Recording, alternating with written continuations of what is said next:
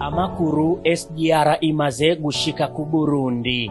Tanzania na Burundi zimezindua ujenzi wa reli ya SGR kwa vipande vya Uvinza hadi Musongati, ambayo itagharimu dola za Marekani bilioni 2.154, huku Waziri Mkuu wa Jamhuri ya Muungano wa Tanzania Mheshimiwa Kassim Majaliwa akimwakilisha Rais Daktari Samia Suluhu Hassan. Mgeni rasmi akiwa ni Rais wa Burundi, Jenerali Evariste Ndayishimiye. Hebu tuangalie faida za mradi huu kwa nchi zote mbili. Kukamilika kwa ujenzi wa reli hiyo kutarahisisha kupunguza gharama za usafirishaji wa mizigo. Hivi sasa kontena moja la futi 20 linasafirishwa kwa gharama ya dola za Marekani 3,800, lakini reli ikikamilika gharama itashuka hadi dola za Marekani 2,000. Hii ni SGR Uvinza hadi Musongati. Tanzania na Burundi zimeingia makubaliano ya ujenzi wa reli ya kisasa ya standard gauge. Lakini unafahamu historia iliyopo baina ya Tanzania na Burundi? Karibu. Burundi walipata uhuru rasmi mnamo Julai mosi mwaka 1962, huku Tanzania bara ikipata uhuru wake mwaka 1961.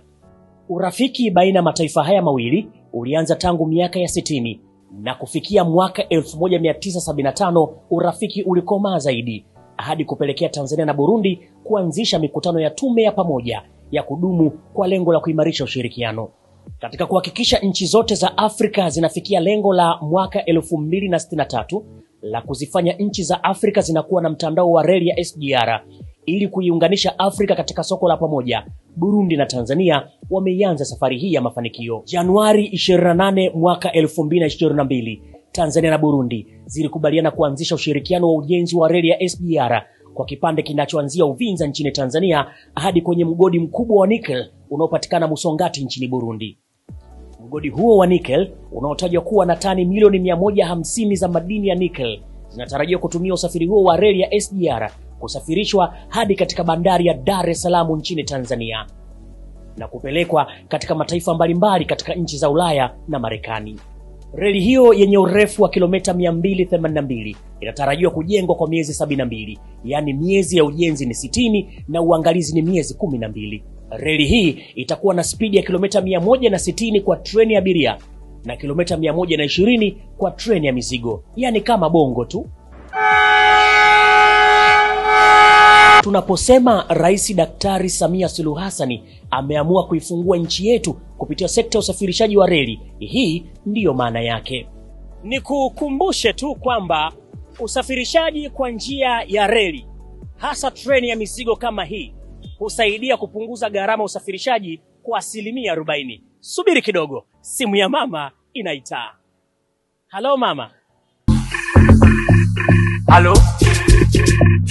Halo. Tuna mpango wa kujenga vipande vya reli vya kutoka Uvinza hadi Musongati Burundi na kuendelea kama nilivyosema hadi DRC na Isaka hadi Kigali Rwanda.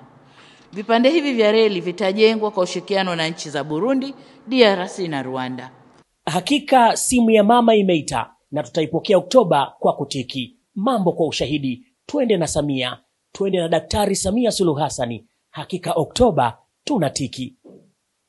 Simu ya mama inaita, itapokea kwa kutiki Oktoba, sauti ya upendo na matumaini, mama yetu kazini mchana na usiku.